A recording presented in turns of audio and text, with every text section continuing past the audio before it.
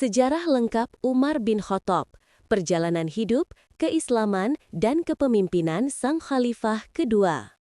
Umar bin Khattab radhiyallahu anhu adalah salah satu tokoh paling berpengaruh dalam sejarah Islam.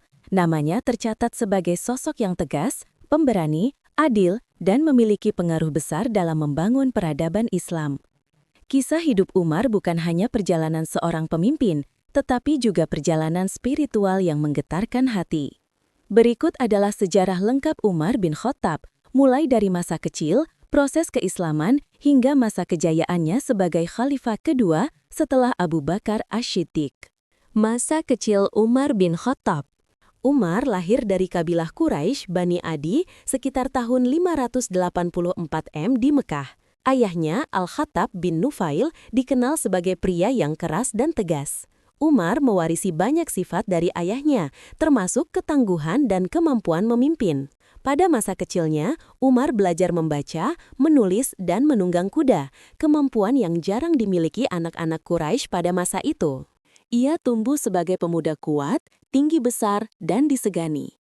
Umar juga dikenal sebagai ahli dalam ilmu syair, sejarah Arab, serta fasih dalam pidato. Keberaniannya membuatnya menjadi salah satu bangsawan Quraisy yang dihormati oleh suku-suku Arab lainnya. Umar sebelum masuk Islam. Sebelum memeluk Islam, Umar termasuk golongan yang menentang dakwah Nabi Muhammad SAW. Ketegasannya membuatnya menjadi salah satu tokoh Quraisy yang paling lantang menolak agama baru. Ia bahkan pernah berencana membunuh Nabi Muhammad SAW karena menganggap ajaran Islam telah memecah belah suku Quraisy. Pada masa ini, Umar dikenal keras, teguh pada tradisi nenek moyang, dan sulit menerima perubahan. Namun justru dari sinilah titik balik hidup Umar bermula. Titik balik yang menggemparkan Quraisy. Kisah keislaman Umar bin Khattab termasuk salah satu kisah paling terkenal dalam sejarah Islam. Diriwayatkan bahwa Umar berangkat dengan niat membunuh Nabi Muhammad SAW. Namun di tengah jalan, ia diberitahu bahwa saudara perempuannya, Fatimah binti Khattab, telah memeluk Islam. Umar pun mendatangi rumah Fatimah dengan amarah. Ia mempergoki Fatimah dan suaminya, Sa'id bin Zaid, sedang mempelajari ayat-ayat Al-Quran. Dalam kemarahan itu, Umar sempat melukai adiknya. Namun, ketika melihat kesungguhan iman Fatimah, hatinya luluh. Ia meminta untuk membaca lembaran Al-Quran itu. Ketika Umar membaca surat Toha, hatinya tersentuh. Ayat-ayatnya membuat hati keras Umar perlahan melembut.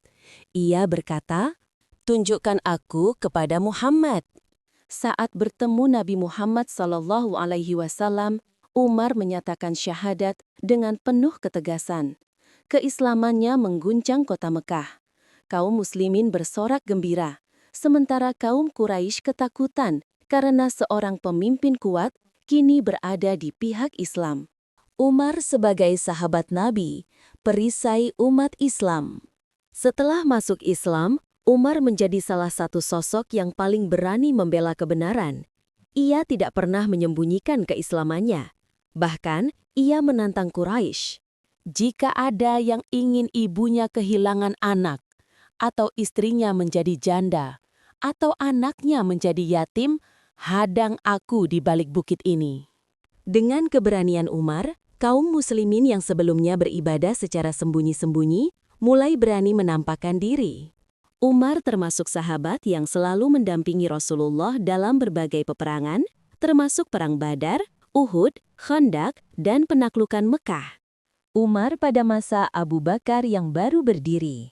Setelah Rasulullah SAW wafat, Abu Bakar diangkat sebagai khalifah.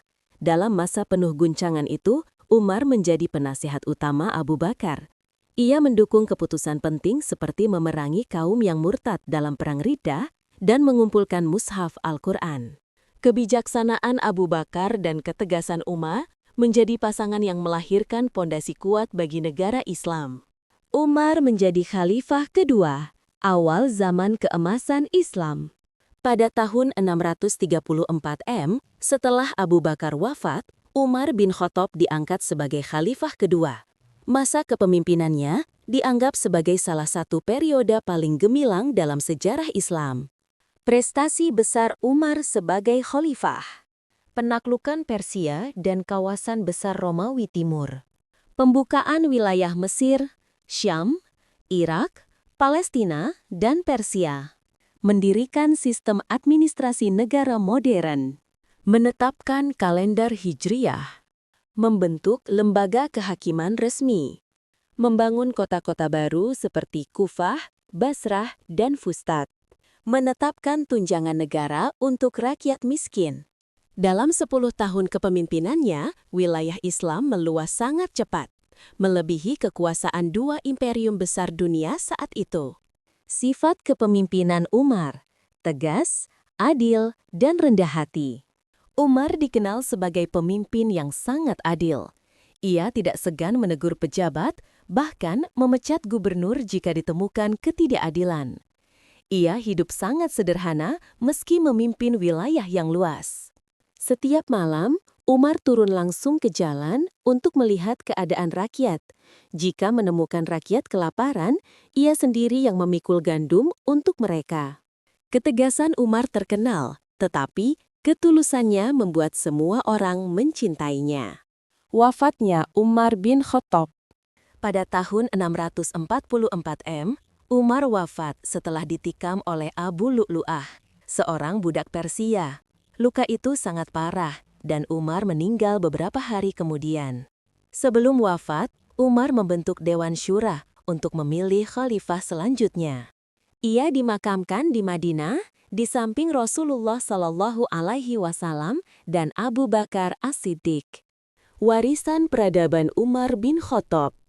Warisan Umar tidak hanya berupa wilayah yang luas, tetapi juga tata kelola negara yang rapi, hukum yang adil, dan teladan kepemimpinan yang tak tertandingi. Hingga hari ini, Umar bin Khattab tetap menjadi simbol pemimpin ideal dalam sejarah Islam. Tegas tetapi rendah hati, berani tetapi bijaksana. Kisah Umar bin Khattab adalah perjalanan luar biasa dari seorang pemuda keras menjadi sosok pemimpin yang mengubah jalannya sejarah Islam. Keislamannya adalah titik balik besar bagi umat Muslim, dan kepemimpinannya membuka pintu kejayaan yang terus dikenang sepanjang masa. Terima kasih telah mendengarkan kisah ini. Jangan lupa like, share, dan subscribe supaya bermanfaat buat kita semua. Amin.